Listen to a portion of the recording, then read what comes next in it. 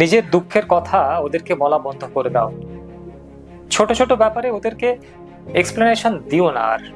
এতদিন তো এটাই করে এসছো। ভালো কিছু হয়েছে তোমার?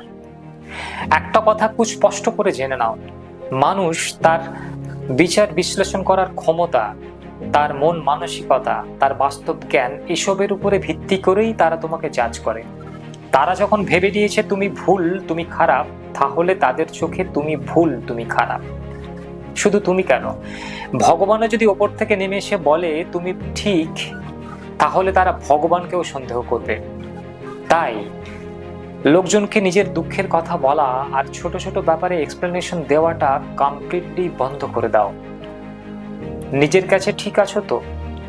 যা করছো ভেবেচিন্তে করছো তো? এই উত্তরটাই দিতে পারে তোমাকে আসল সুখ।